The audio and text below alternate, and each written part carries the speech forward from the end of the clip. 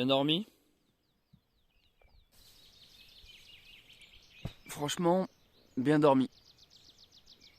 Et j'ai pas eu froid. Vu sur les étoiles, la lune hier.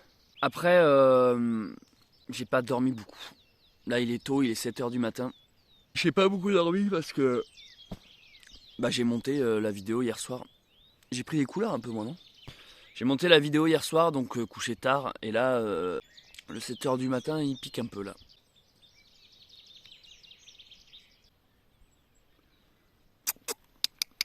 En tout cas, les couvertures en laine comme ça, vous voyez comment je fais? Je mets mon manteau sur les pieds et après je rabats la couverture. Je m'emmitoufle là-dedans, je fais comme un sac de couchage en fait. Cette couverture, pour l'anecdote, celle-là, là, c'est celle que j'avais récupérée sur Saint-Jacques-de-Compostelle quand j'étais en Espagne, dans un Donativo. Vous voyez là sur ma grosse couverture est brodée une croix de Saint-Jacques. Je la trouve vraiment épique, cette couverture en laine. Elle est vraiment brutale. Brutale. Donc voici mon lit. Vu que dans ces vidéos, je vous parle un peu chaque jour de l'équipement que je porte, là je vais vous parler un peu de mes trucs de nuit. Mon tapis de sol, c'est de la peau de mouton. Ça, c'est simplement un rond de cou, une écharpe.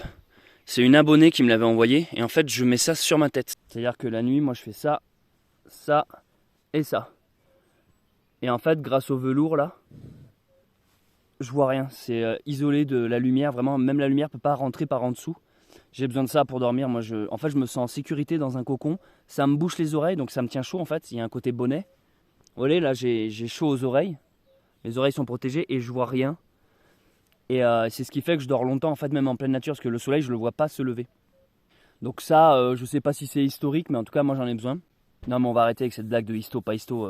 Globalement, rien n'est historique, mais c'est histoire de dire que je ne sais pas si au 19e, ils avaient ça. J'ai un petit mouchoir en tissu, mais ça, j'en ai toujours eu un. J'ai pas attendu de faire Stevenson pour en avoir. J'ai un drap de soie. Voilà. La soie, je me suis dit que c'était fidèle. Ça tient chaud, c'est léger.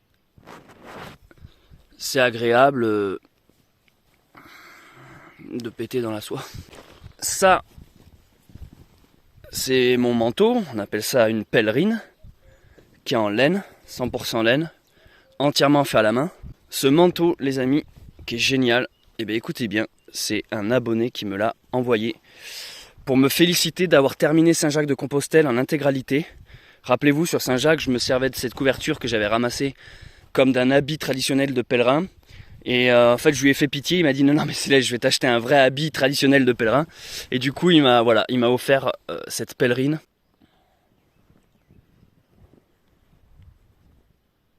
Voilà. Donc tu peux l'attacher avec des boutons en haut et puis voilà, comme ça. Il n'y a pas de manche à ce truc-là. C'est un peu comme un poncho. Tu as juste 2 trous ici pour passer les mains. Ça t'aide à tenir la cape. C'est un peu comme un manteau de berger, vous voyez ce que je veux dire? Comme ça, quand il fait froid, tu peux même rentrer tes mains et boucher les trous. Là, il n'y a plus d'entrée pour le froid. Et quand il pleut, ce truc-là derrière, c'est ça qu'on appelle... Le vrai nom pèlerine vient de ça. C'est ça une pèlerine. C'est ce genre de truc qui est sur les épaules là. Ça, quand il pleut, hop, Robin des Bois. Robin la capuche. Voilà. Et là, on a un Nazgûl. Frodon Saké. Je regarde s'il n'y a personne qui me voit. Voilà, donc c'est simple, c'est juste le meilleur manteau que j'ai jamais eu. Et ça, pareil, je le mets dans le quotidien. Je n'attends pas spécialement d'être sur Stevenson pour le porter. Le manteau est parfait, il fait typiquement 19e quoi. Je pense que c'est ce qui fait 80% de mon costume, c'est cette pèlerine. Et les 20 autres pourcents, c'est la chemise à jabot. Donc merci André, il s'appelle André l'abonné qui m'a envoyé ça. Et parce que honnêtement, c'est fait main, c'est français. C'est 100% laine. Donc un abonné m'envoie ça pour me dire félicitations d'avoir fait Compostelle et tout, ça m'a vraiment beaucoup touché. Et voilà, je tiens à te le dire, merci du fond du cœur, ça me touche, ça me fait plaisir. J'ai une communauté en or quel youtubeur reçoit des pèlerines de ses abonnés, honnêtement. Que vous m'ayez envoyé un truc ou pas, un plaisir d'avoir cette communauté là quoi. Ensuite sur moi, un soupule, col roulé, manche longue, 100% laine mérinos, c'est histo. Un collant façon... Godefroy de Montmirail. Voilà, c'est ça mon slip quoi. C'est un collant En laine mérinos également. Avec, bon, je crois qu'il y a un peu de synthétique aussi là-dedans. Il y a un mélange mérinos 70 synthétique. Ça aussi, c'est histo. À l'époque, on appelle ça un caleçon. À l'époque, les gens mettaient des caleçons comme ça. Et les chaussettes en laine, ça aussi, c'est histo. Donc voilà mes habits du soir. J'ai à peu près fait le tour pour les trucs du soir. Simplement, je reviens sur le lit. Du coup, ça, je m'en sers de manteau. Et cette couverture de matelas, mais des fois c'est l'inverse. Des fois je dors sur lui et c'est cette couverture que je me sers de couverture. Et en fait je le recous comme ça. Le soir je m'emmitoufle dedans. Et après j'ai aussi, si jamais il fait trop froid, des gants en laine mérinos encore. Ils sont tactiles, voilà, c'est parce que je fais du montage le soir, donc il me fallait du mérinos tactile pour que je puisse continuer à monter même quand j'ai froid. Petit couteau, ma lampe que je vous ai déjà montré. Et par contre voilà, j'ai simplement un pull. Et ça c'est un pull, il est classique, hein, je le porte tout le temps. Ça c'est mon pull, voilà, c'est juste un pull parce que pareil, des fois il fait froid et c'est pas très agréable d'avoir froid. Donc un pull en cas de fraîcheur. Et ça c'est ma gourde avec de l'eau pour la nuit. Mais bon, laine mérinos, pèlerine, caleçon, tout ça, ça fait bien du matériel, hein. Les ânes, ils ont pas besoin de tout ça, quoi. Hein? On va y aller. Je vais arrêter de filmer de bon matin. Je vais démonter le camp et battre l'âne. Voilà, c'était l'introduction. Bienvenue pour ce nouveau vlog, ce 4e vlog qui va retracer ma 4e journée sur le chemin de Stevenson, le GR70. Voyage avec un âne dans les Cévennes, façon randonneur du 19e siècle. J'espère que cette vidéo va vous plaire. Je vous souhaite un bon visionnage. Hey, ça c'était mon bras.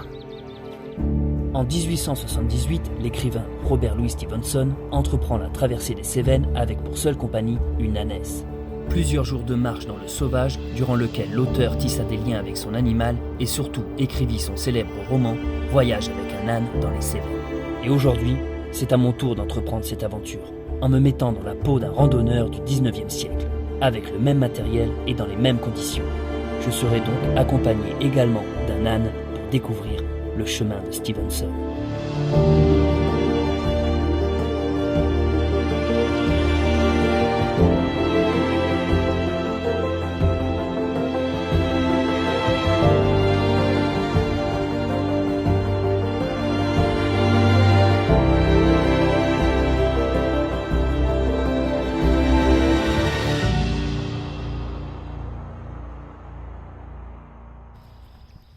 Et voici qu'Archie et moi quittons l'endroit où nous avons passé cette superbe nuit. Je tiens à remercier la personne à qui appartient cette propriété. Si cette personne jamais se balade sur mes vidéos et voit que j'ai dormi ici, merci beaucoup, j'ai tout remis en place. Je n'ai rien abîmé, j'ai laissé aucun déchet. Leave no trace.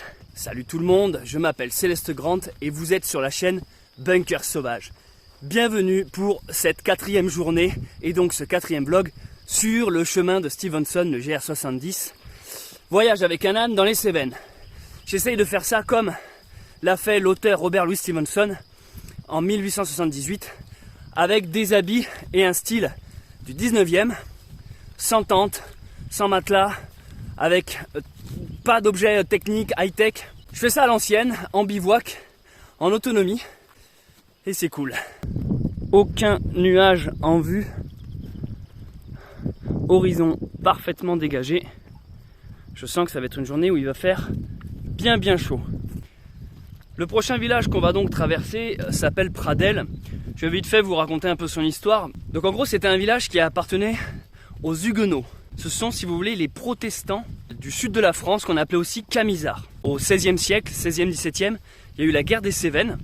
C'est en gros les protestants contre les catholiques. Et Pradelles est un lieu clé. C'est un village qui est considéré comme un des plus beaux villages de France. Donc déjà, il me tarde de voir ça. Et c'était un endroit où il y avait des échanges commerciaux et aussi placé entre plusieurs régions, en l'occurrence deux qui nous intéressent. La fin du Velay, je suis encore dans le Velay là, et je vais rentrer dans le Gévaudan. Et Pradelles est à cette frontière, à ce croisement. Donc il y avait différents échanges commerciaux, de vin, de sel, de viande, de poisson, ce genre de trucs. C'était une place forte.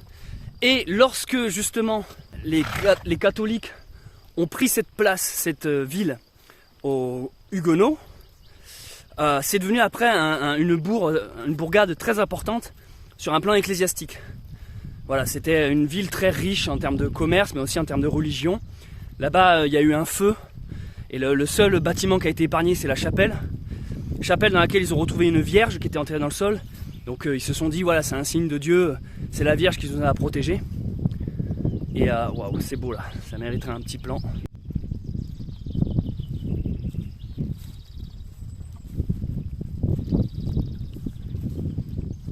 Et donc comme je disais, c'est un lieu hautement chargé d'histoire.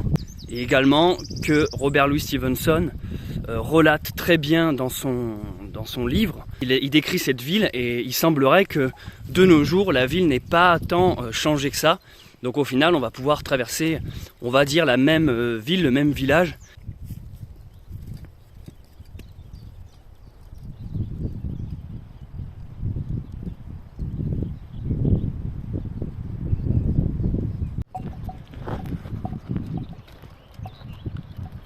Arrivé sur Pradelles. Bon, j'aurais dû y arriver hier soir, mais je pense que j'ai bien fait de m'arrêter pour faire le bivouac là-haut. Là, je viens de grimper par cette rue et je me demandais comment cette rue pouvait s'appeler. Et puis, je sais pas, ils ont mis un auteur là sur ce panneau. Alors, j'imagine que c'est lui qui a cimenté cette rue. C'est pour ça qu'ils ont mis ça, quoi. Donc me voici au village de Pradelles. J'ai mis Archie là, comme ça je l'ai vu. Moi je suis en train de me prendre un café ici précisément et j'ai mis mes batteries rechargées. Et Archie il mange et il boit la fameuse vierge en haut de l'église qu'ils ont retrouvée dans le sol. Enfin, j'imagine que c'est elle. Il y a vraiment des coins sympas. Mais Archie, vraiment, je pense que c'est une campagnarde. Elle est un peu comme moi. Elle est habituée à la forêt, au vert pâturage. Elle a un peu du mal quand il y a trop de bruit, trop de stimuli, des lumières, des sons agressifs. C'est vrai que moi, ça fait 2 ans que je suis en ermite dans ma forêt. Et nos oreilles se réadaptent à une sorte de... Attendez, il y a un point d'eau là, je vais me laver les mains.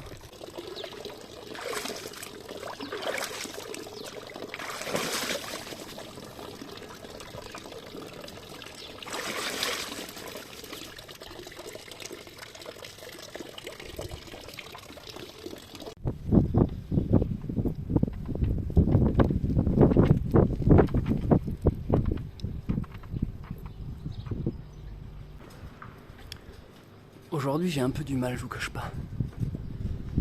J'ai un peu du mal parce qu'en fait c'est vraiment comme un enfant de 4-5 ans, il faut toujours l'avoir à l'œil. Dès l'instant que je suis pas là, elle pleure. Et en fait le truc, je vous explique, c'est que vu que j'ai décidé de filmer, là je commence à accumuler un peu de retard dans mes vlogs. Et du coup j'arrive jamais à avoir 5 minutes pour moi pour monter les vidéos. Donc là je commence un peu à galérer entre gérer Archie, faire la rando, marcher, recharger les batteries et en même temps filmer. Ce n'est pas chose aisée que de se rajouter constamment des couches et des couches de boulot, d'handicap et d'obstacles. Ah putain, il me tarde de quitter les villes, je supporte plus les bruits des moteurs, ça me fait... Moi-même le bruit m'attaque, m'agresse, et je sais qu'il agresse aussi l'animal, du coup à chaque fois au final Pradelles, personnellement j'aurais pas aimé. Je sais pas, une onde un peu particulière, ou alors c'est parce que j'ai pas beaucoup dormi, il y a de fortes chances que ce soit ça.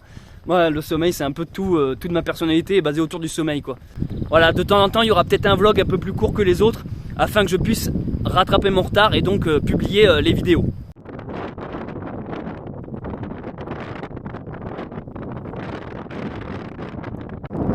Je ne sais pas quel village c'est au loin, mais entre les 2 forêts de sapins là-bas, je vois ma prochaine destination. Pour l'instant, j'ai pas trop sorti l'appareil sur le tronçon de chemin que je viens de faire, parce qu'il y a beaucoup de vent, et je sais que c'est inaudible avec le téléphone portable, donc je vous épargne cette sonorité désagréable, mais je vous cache pas que vous ratez de beaux paysages.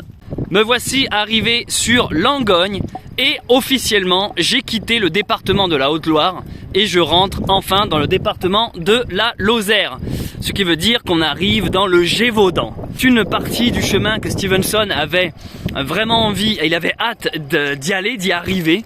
Et du coup, ça va être très grisant parce qu'on va de plus en plus rentrer dans le sauvage, rentrer dans l'ambiance aride aussi, hein, l'ambiance coupée du monde.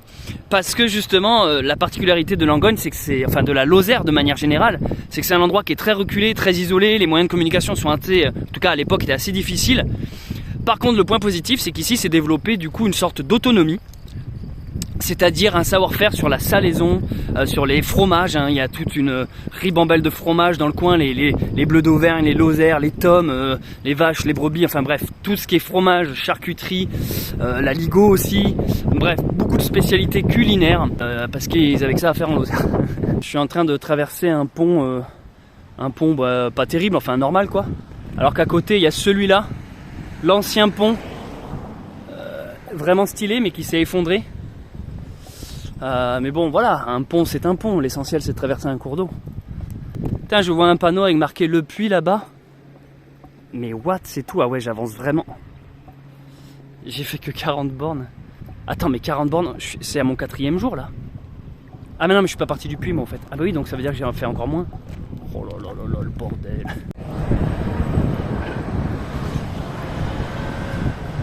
Bon, j'avoue que l'arrivée sur les villages, en fait, dès l'instant qu'il y a des routes, c'est un peu compliqué. Hein. Sur le chemin de Stevenson, lundi 23 septembre 1878, j'avais traversé la Loire le jour précédent. Maintenant, j'allais traverser l'Allier tellement sont rapprochés les deux confluents près de leur source. Juste au pont de Langogne, alors que la pluie, longtemps promise, se mettait à tomber, une jeune fille d'entre 7 à 8 me posait la question rituelle. « D'où est-ce que vous venez ?» Elle le fit d'un air si hautain que je partis de rire aux éclats, ce qui la piqua au vif. C'était évidemment une personne qui escomptait du respect et elle demeura figée à me regarder dans une colère silencieuse, tandis que je traversais le pont et pénétrais dans le comté du Gévaudan. J'ai le même manteau que Stevenson. Bon, l'Allier.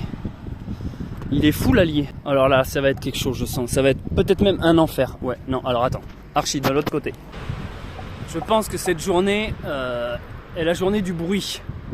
Alors, chaque jour il y a un petit thème. Aujourd'hui j'ai l'impression que c'est la journée du bruit et du stress un peu.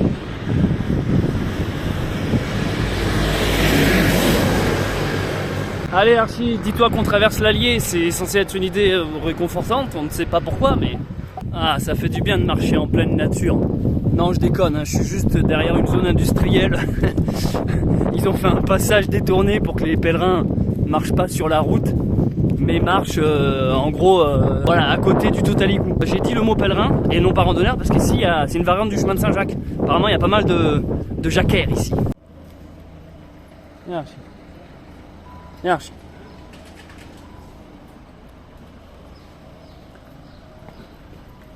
Viens.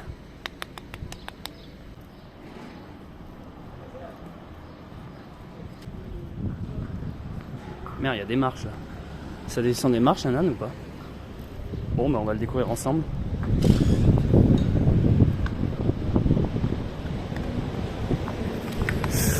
Non, non, ça descend pas des marches. Je sais pas si c'est le fait d'avoir dormi en pleine nature, en plein milieu sauvage, qu'aujourd'hui j'ai du mal avec les villes et villages, mais c'est super agressif en fait. Je trouve l'environnement agressif. Ou alors c'est juste que je suis beaucoup trop empathique, du coup je me mets à la place de l'âne qui... Je me dis j'espère qu'il va pas avoir peur de tel bruit, tel bruit, tel bruit. Et du coup, mes oreilles se concentrent sur le moindre bruit. Qu'as-tu vu là-bas? Viens Archie. Attention, il y a une voiture. J'ai l'impression que toutes les bagnoles du monde viennent nous faire chier en fait. C'est un peu comme dans le film The Truman Show quoi. J'adore ce genre de vieille enseigne quoi. Fabrique de meubles. Atelier Jean-Vincent. Loi 1901 à but non lucratif. Ils sont en train de rénover la façade là, c'est cool. C'est joli ça, j'aime bien. C'est quand même autre chose que ce vieux crépi pierre de caractère quoi. J'adore ce genre de pierre brutale, il y a vraiment un côté genre ici c'est comme ça, c'est pas autrement. Le Square Stevenson. Attention, qu'est-ce qui va se passer quand il va s'apercevoir que c'est qu'en 2D? Il est où le relief, Archie? Le relief, il a rage quitte. Il a fait bruh. Je quitte non sans difficulté Langogne Je dis ça parce que la montée était longue et il y a beaucoup de vent. Alors je sais pas, j'ai peur que le son soit pas terrible, désolé.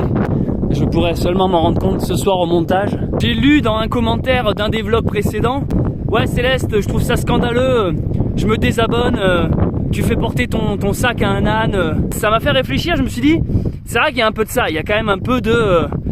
tu vois, on se la coule douce.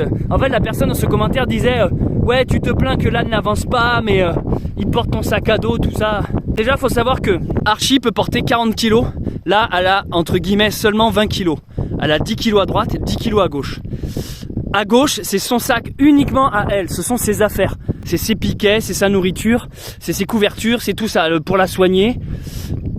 À droite, ce sont les miennes. Il y a ma couverture qui est dessus, là. Il y a mon manteau quand il fait chaud. Il y a 2-3 habits de rechange et ma nourriture. Je porte sur moi mon eau, mon tapis et d'autres affaires aussi lourdes. Ça pour dire que je ne fais pas tout porter à l'âne. Même si ton commentaire était de bon sens, je te l'accorde. Je ne suis pas pour l'exploitation animale. Moi-même, quand je dis dans les vidéos ouais, elle avance pas et tout, je me plains pas. C'est pas en mode gros abruti, ah fais chier, c'est quoi cet animal, terminé à l'abattoir, moi, saucisson. Hein. Sachez que je fais beaucoup de pauses où je lui enlève tout, sauf que je le filme pas. Je l'ai filmé 1 ou 2 fois histoire que vous voyez comment je fais, mais je vais pas à chaque fois dans chaque vlog refilmer tous ces trucs là. Donc vous essayez de conscientiser ça dans votre cerveau. Pas parce que vous ne voyez pas le faire que je ne le fais pas. C'est comme je vais jamais me filmer en train d'aller chier derrière un buisson, c'est pas pour autant que je suis constipé depuis 4 jours. Après ce commentaire, il était intéressant mine de rien. C'est vrai qu'il m'a fait réfléchir et je me suis dit, c'est vrai que c'est un peu bâtard de faire tout porter à l'âne, mais je ne fais pas tout porter à l'âne. Et sachez que je m'en occupe bien. On fait beaucoup de pauses parce que moi, le temps qu'elle se repose, moi je peux faire mes montages, donc ça m'arrange aussi. Et c'est aussi la raison pour laquelle on n'avance pas vite. Je profite de traverser une petite forêt pour filmer un peu parce qu'au moins ça me coupe du vent. Il y a beaucoup de vent aujourd'hui. Donc là, ça y est, je suis dans le Gévaudan. Donc je vous mens pas que moi aussi, ça reste dans un coin de ma tête quand je vais faire du bivouac ce soir et dans les jours qui viennent, de se dire est-ce qu'il y a un monstre, est-ce qu'il y a un loup dans le coin. Ça fait du bien quand le vent se calme. Parce que c'est fatigant le vent. Aujourd'hui, beaucoup de vent. Par contre, il fait chaud. C'est un vent chaud, pas spécialement frais. Et Stevenson, du coup, en passant la nuit à l'extérieur, invente un système de couchage parce qu'à l'époque, c'était pas spécialement répandu de faire du bivouac, de faire de la randonnée par pur plaisir. Les gens à l'époque, si vous voulez, ils se déplaçaient souvent pour des raisons commerciales, professionnelles ou politiques ou religieuses, pour des conflits. Personne se baladait par plaisir en fait. Le vagabondage, c'était pas à la mode, c'était pas de la randonnée. Le terme randonnée n'existait même pas. C'était que tu étais un mendiant si tu faisais ça en fait.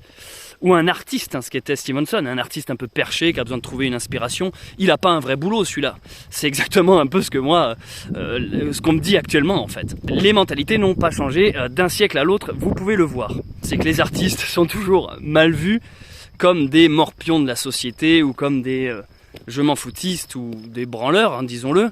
Mais pourtant, ce sont bien généralement les artistes qui marquent les époques, qui sont des témoins de leur siècle. Moi, je suis un témoin du 21e siècle, tout comme Stevenson était un témoin du 19e siècle. Stevenson a été un des premiers voyageurs vagabonds à plus ou moins inventer le sac de couchage, le duvet comme on le connaît maintenant. C'est lui qui s'est dit comment je pourrais dormir dehors sans transporter toute ma maison quoi, de manière le plus léger possible. Il a cousu une peau de mouton avec les poils à l'intérieur et à l'extérieur il a cousu une couverture en laine. Donc il a créé une sorte de grande chaussette dans laquelle s'emmitoufler, avec en plus une capuche en cas de pluie. C'était pas le premier, mais en tout cas c'était un des premiers à populariser ce système de couchage. Donc le sac de couchage, plus ou moins le duvet, enfin c'est pas avec de la plume, du coup lui c'était de la peau de mouton, du cuir et de la laine. Et finalement, ben voilà, on peut associer cette invention à Stevenson. Et j'avais trouvé ça excellent comme petite anecdote. Et en effet, dans son bouquin, que j'ai lu au fait, j'ai pas précisé, mais vous vous en doutez bien que j'ai lu le bouquin. Il y a tout un passage où il explique comment il a confectionné son matelas, parce qu'il y avait plus ou moins le matelas rembourré à intégrer. Enfin, en même temps, une peau de mouton, c'est confortable, quoi.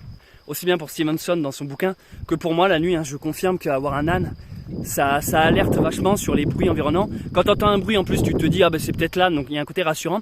Et de plus, il faut savoir que les ânes sont des animaux très très courageux. Ils vont pas partir face à un chien, un loup ou une agression. Ils vont pas partir, au contraire, ils vont charger et mordre. Ils vont attaquer. J'ai vu des vidéos sur internet d'ânes qui attaquaient des hyènes. Alors je sais pas ce que j'ai tapé pour tomber sur ça, mais en gros c'était un âne qui bouffait des hyènes. Tu sais, il y a plus d'ambiance. T'es là, mais qu'est-ce qui se passe? Nicolas, la personne qui m'a prêté l'âne, me disait que dans certains pays, ils se servaient des ânes pour garder des troupeaux. Parce que genre si t'as le lion qui arrive, l'âne en fait il va se faire bouffer par le lion, mais si vous voulez il va attaquer le lion, donc en fait le maintenir à distance du troupeau quoi. Enfin c'est des animaux ultra courageux et c'est rassurant de savoir ça. C'est-à-dire qu'il va pas fuir face à une agression. Tu me défends s'il y a une agression? Nous traversons actuellement un petit sous-bois et je pense que c'est le premier vraiment chemin en pleine forêt en réalité. Ça sent bon là, le soleil qui tape sur les épines des résineux dégage une sorte d'odeur de sève épicée, d'où le nom épicéa. Et j'adore, ça sent vraiment bon. Je viens de tomber sur une maison là-haut là, mais 2 abrutis complètement finis. C'est-à-dire que les mecs ils sont sur le chemin de Stevenson, ils le savent. Ils ont barricadé leur baraque avec des grillages bien d'une manière de dire ici c'est chez nous, personne ne rentre. Je passe devant, ils étaient tous les deux assis, un couple de boomers quoi, tu sens qu'ils votent Macron quoi. Ils me voient passer, je leur dis bonjour, ils me répondent pas, ils me voient pourtant, ils me répondent pas. Et là t'as 2 clébards style chien de chasse qui arrivent, qui aboient, ils étaient au grillage, ça a fait peur à Archie. Et les autres, mais ils ont pas bougé d'un centimètre, ils étaient là, rien. Et moi je galérais à faire avancer Archie, j'étais là, allez viens Archie. Et eux ils étaient là, mais vraiment fiers, tu sentais que les cons fiers d'un air de dire ah, il y en a marre de tous ces randonneurs là, regarde celui-là comme il est habillé comme un PD avec son cheval là. Tête à claque, j'avais envie d'éclater leur clébard, franchement j'avais envie de prendre des caillasses et leur lancer dessus. Putain j'avais envie que Archie fasse comme la vidéo avec les hyènes qui démontent les kleps. Et j'ai dit mais what, putain c'est chaud d'être aussi con. Et ils me voyaient galérer, c'est ça le truc, c'est pour ça que je dis qu'ils sont cons. Ils ont pas rappelé leur chien. Le pire c'est que devant leur maison il y avait un panneau avec marqué GR70 par ici, gloire à Dieu. Tu sais, il y avait marqué gloire à Dieu, chemin de Stevenson. Et là, ouais, vachement gloire à Dieu, gloire au con, oui. Je m'attache tellement à Archie que j'ai vraiment pas envie qu'elle stresse ou qu'on lui fasse du mal ou peur. Et ça me saoule vraiment que les chiens l'aient terrorisé comme ça. Et en bas de leur jardin de merde, tu sais, ils avaient une accumulation de conneries, tu sais, des frigos vides, des chauffe-eau vides, tu sais, vois ce genre de délire de mongolien. Allez, j'arrête de m'énerver parce que là, c'est beaucoup trop beau en fait. Ah ouais. Voilà le genre de décor zen qu'il me faut. Ah mais c'est... Ah le cadre.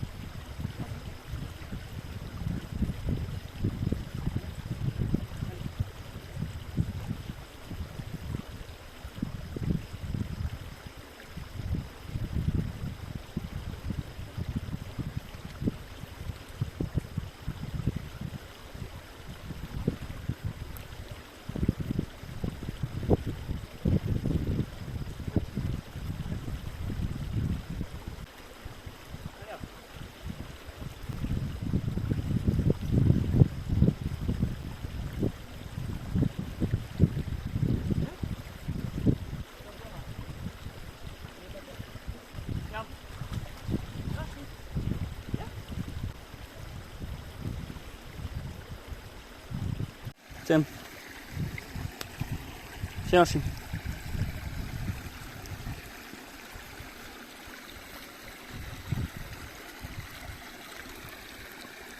Viens. Tiens. Allez, viens. Ce moment de répit et de pause était illusoire.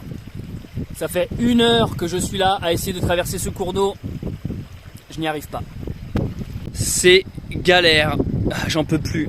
J'ai mis mes affaires là. Archie veut pas traverser. On a pied pourtant, mais c'est elle aime pas le bruit de l'eau. J'ai enlevé toutes les affaires là. Je ne sais plus quoi faire. Je commence à être en manque d'inspiration et de force. Elle ne veut pas traverser. Oh l'enfer.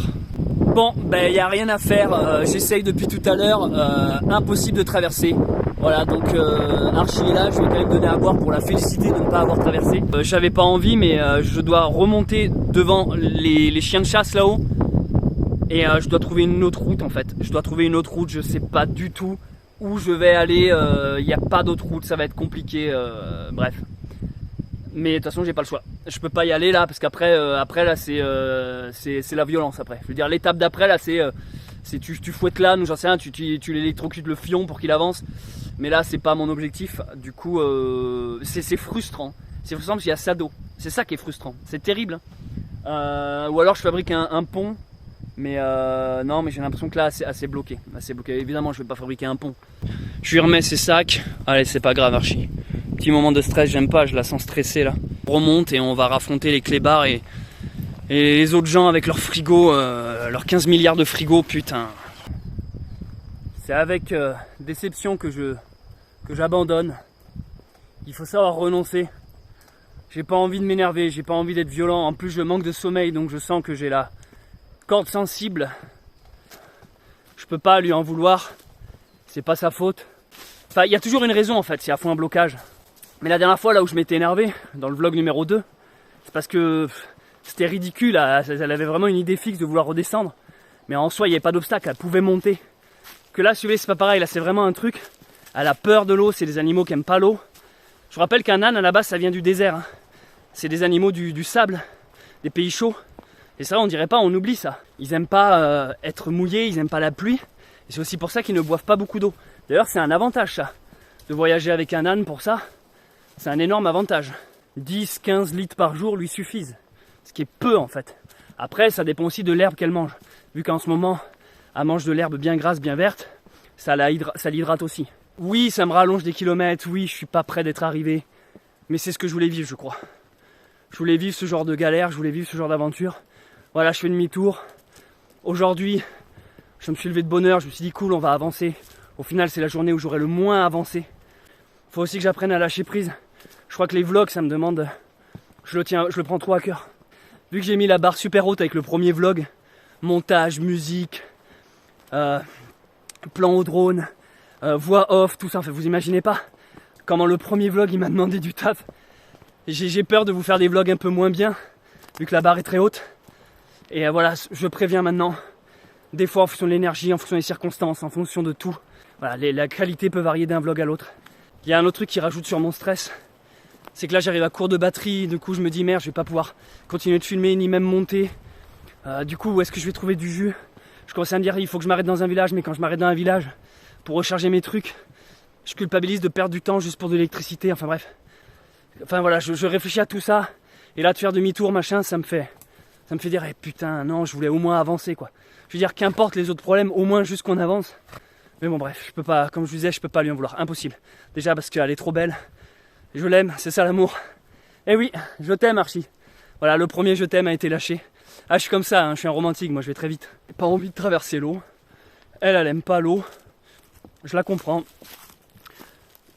Moi non plus. Regardez, on repasse devant la maison des génies là.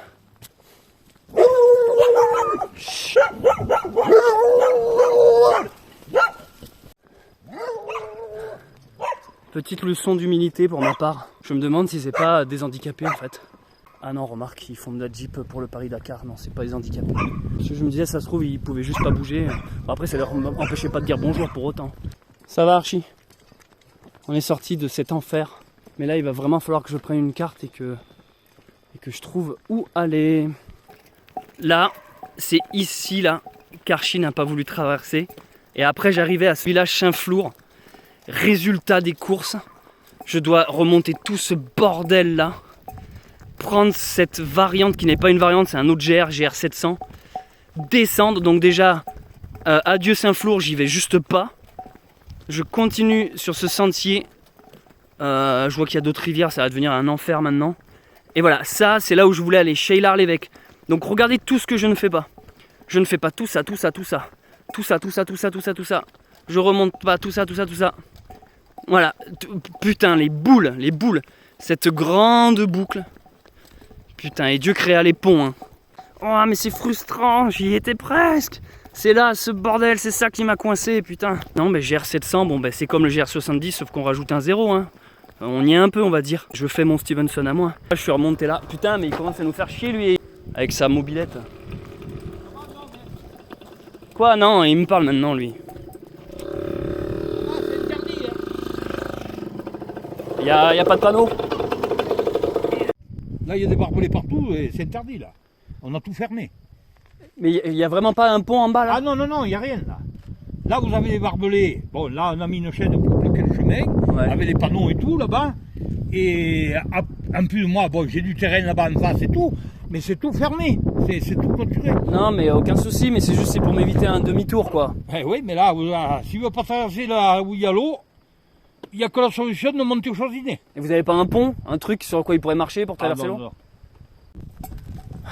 Ouais, donc c'est pas un handicapé. Enfin, en tout cas, c'est pas un handicapé dans le sens où je l'entendais. Des fois, la campagne profonde, ça n'a pas que des points positifs. Hein. Bon, bah, je voulais vivre l'aventure. Je la vis, on va essayer de prendre ça avec le sourire, c'est cool. Je vais découvrir d'autres endroits, mais j'ai un peu les boules au fond de moi quand même. Ça me rallonge, mais tellement.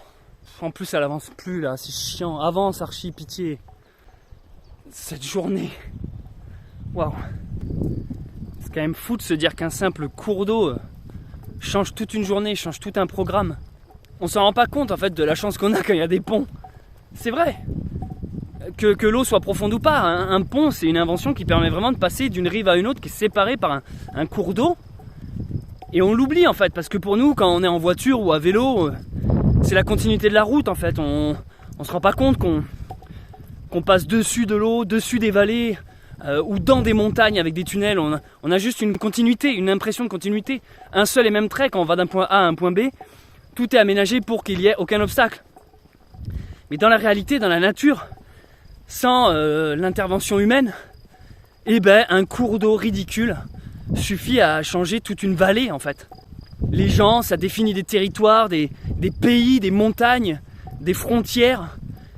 Ça définit des zones où les animaux vont et d'autres vont pas. Enfin, c'est un simple petit cours d'eau te ramène à une réalité. Là, j'enviais la technologie soudainement là. J'enviais Minecraft R1, R2, hop, construction d'un pont en 1 seconde pour que l'âne traverse quoi.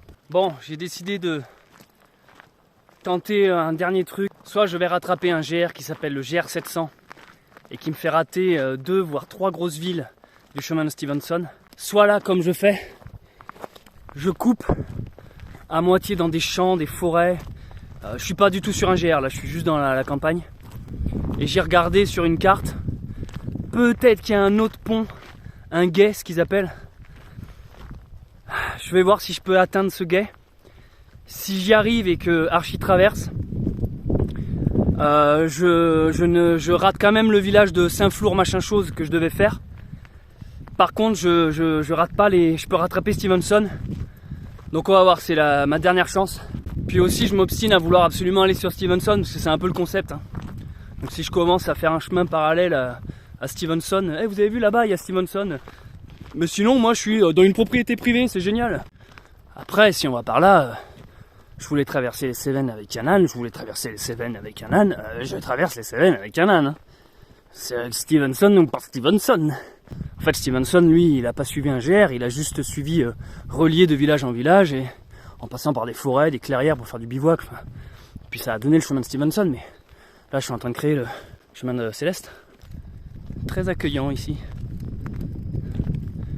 Je sens que vous allez me retrouver découpé en morceaux dans le prochain vlog. Il y a juste une hache. What? Mais ça a l'air trop beau ça. C'est quoi là-bas? Déjà, il y a un taureau qui est beaucoup trop gros. Il fait la taille du bâtiment. Et ça, il y a un truc médiéval là, non? Bon, Archie vient. On va éviter parce qu'ils vont faire du saucisson d'âne, mais du saucisson de Céleste aussi, j'ai l'impression. Si j'arrive à trouver un pont en bas, ma soirée est refaite. En fait, maintenant que j'y pense, c'est un énorme risque que je viens de prendre. C'est un peu un pari fou. Saint-Flour de Mercoire, je m'en souviendrai. Hein. Donc c'est là où j'ai bloqué tout à l'heure, à cause de ce cours d'eau ici. J'ai pris le chemin rose qui longe le trait blanc. Ici, j'ai coupé au sud. Donc là, j'ai descendu tout ça, juste de la nation. Mais il n'y avait pas trop de passage, donc ça va, tout ça. Je suis arrivé ici dans ce village. Là j'ai voulu descendre ces pointillés, c'était une mauvaise idée. Donc pareil, de nouveau demi-tour. J'ai continué de descendre ici. J'ai pris ce chemin là, je suis rentré par ce chemin noir. Et là je suis littéralement perdu dans une forêt. Je suis là, le point bleu. Et mon objectif c'est de descendre tout en bas du creux de la vallée là.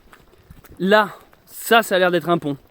Ou alors je sais pas ce que c'est. Ou alors je sais pas lire une carte. Et de là, je pourrais remonter, déjà retrouver une sorte de civilisation qui s'appelle les huttes. Donc ouais, civilisation annulée immédiatement, rien que par le nom. Et voilà, le GR70 est là. Donc après me dépatouiller avec des chemins, je verrai lesquels sont... Et voilà, une fois là, déjà, ce sera mission réussie. Je ne sais pas trop où je m'aventure, honnêtement. Mais pour l'instant, ça ressemble à un chemin praticable. Donc si ça continue comme ça, oui, en effet, je pense qu'au bout, il y a un pont.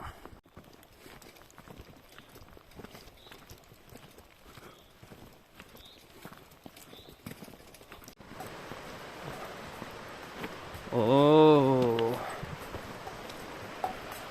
Ça, c'est ce que j'appelle une bonne découverte. Oh oui, un pont!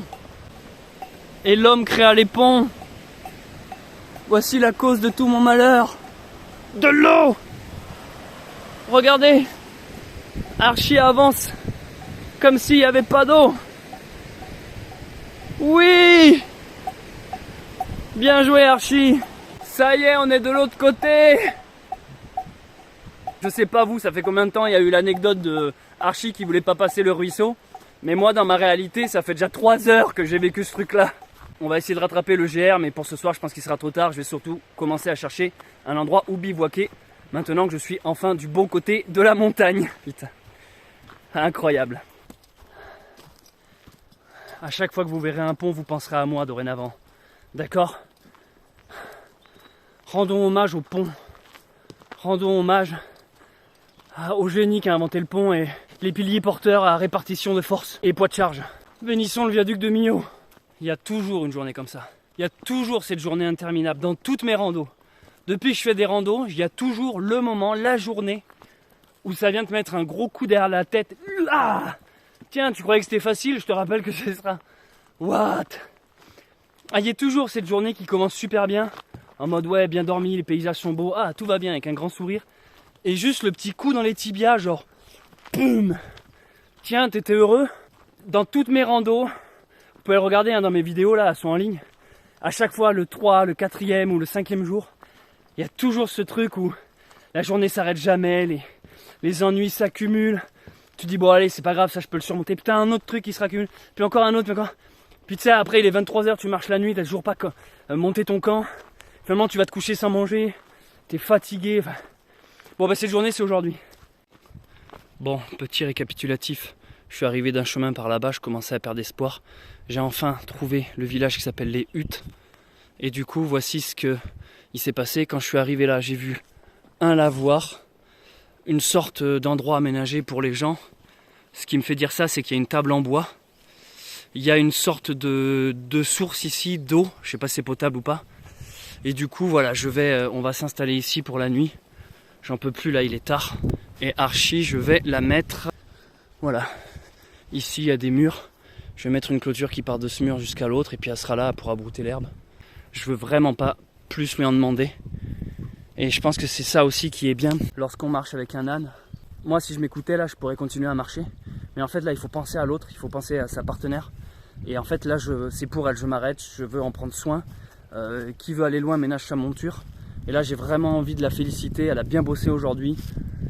Voilà, on se pose, même si voilà, on aurait pu continuer, mais là c'est pas moi, c'est elle et c'est elle avant moi.